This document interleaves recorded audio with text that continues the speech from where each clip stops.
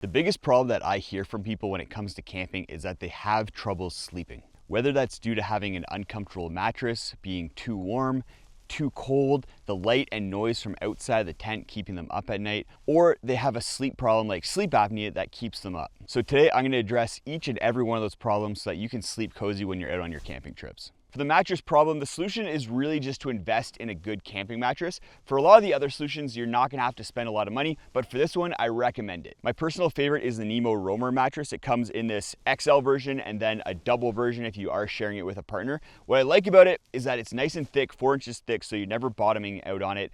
The single version, if you get that, is really wide at 30 inches, and then it has a foam air hybrid that's really supportive and just really comfortable to lay on. Personally, I like getting the single version of this because it's more modular. I can bring it out on trips by myself, or if you get a second one, then there's toggles on the corners that allow you to toggle it to a second mattress, so then you can basically make it into that double wide mattress and share and cuddle with somebody else. Exped also makes a great camping mattress in the Megamat, very comfortable from what I've tested out in store, but I like the Roamer a little bit more just because of the modularity and the ability to toggle 2 single ones together. As a pro tip, when I'm going camping and I can just throw a bunch of stuff into my car, I always bring my pillow from home. You're gonna sleep a whole lot better using the pillow that you're used to day in, day out, and you're not gonna have to deal with either an inflatable or some kind of pillow from the camping store that's not gonna be nearly as good. For staying warm, it's really gonna depend on when you're going out camping. If you're just going out in the summertime, you can probably get away with a blanket or a comforter from home, and then you're sleeping with your pillow from home,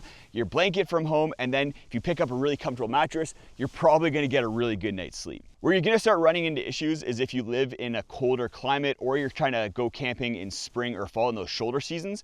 And that's where I think it's worth investing into a camping specific sleeping bag that can get you down to around that freezing mark.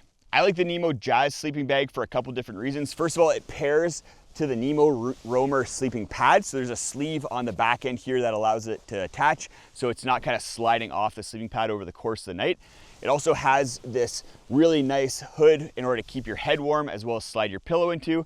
And then it kind of just opens up like a big sleeping bag so you can toss and turn underneath it and still be very comfortable and warm. There's also this neck flap that kind of tucks in around your shoulders in order to lock in heat. Similar to the pad, the bag comes in a double wide version, or you can get 2 single ones and then the zippers zip together so you can create 1 giant bag. Zenbivy also makes some good bag sheet options that lock onto sleeping pads if you're into this kind of system. Staying warm is relatively simple compared to staying cool when you're out camping on really hot summer days. Some companies, they make air conditioners for the tent, but I think that's kind of crazy, maybe a little bit overkill. And what I like to do is to just use a fan, whether that's a little USB fan, or if you want to go really luxury, bringing a fan from home that's really powerful. But how do you power something like this? That's where the sponsor of today's video, Bluetti, comes into play. Bluetti makes a variety of power stations that can keep a fan like this going all night long. When I plugged this in after fully charging the battery, it was showing 17 hours at full blast with this fan.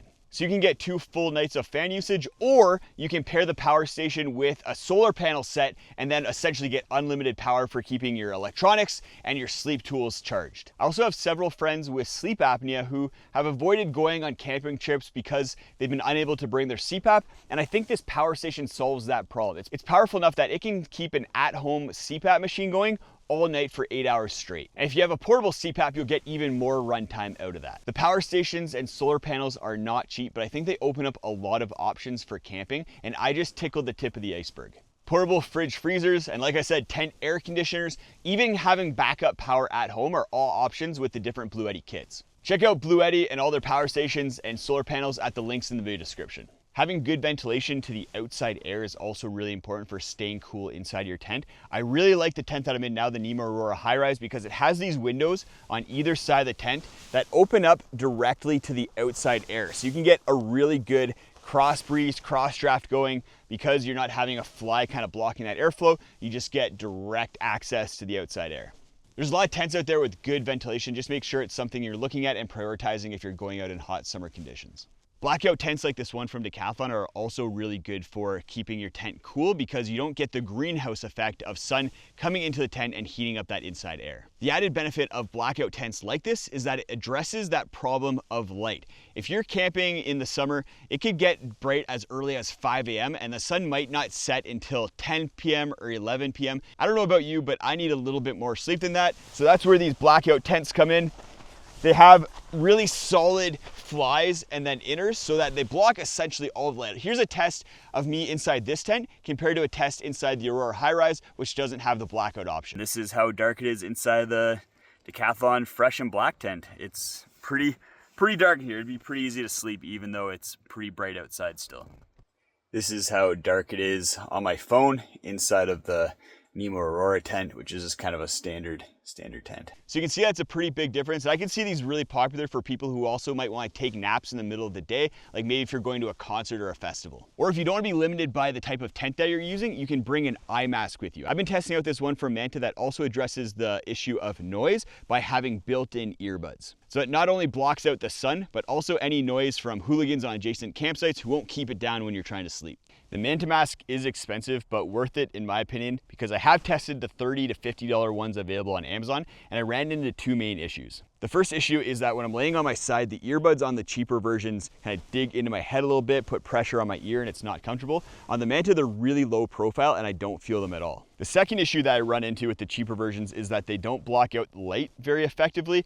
With the Manta here, the eye cups are really well designed and get a really good seal over my eye while not putting a lot of weird pressure on my eye. I'm staring into the sun right now and I can't see any light. It's just pure darkness. That's pretty cool. I'm probably talking too much about an eye mask in a camping video, but this thing has saved me as Steph and I try to navigate having our new baby in the room with us and waking up every 3 to 4 hours for feeding. This thing blocks out all the light when we have to turn the light on, and then blocks out any noise as well because I can play white noise through the earbuds and then kind of just calm myself to sleep. Go check out this video if you want to see me go on a backpacking trip where I carry a 60-pound pack for the entire 3 days. I definitely beat up my body, but learned a lot about what to bring and what not to bring on backpacking trips.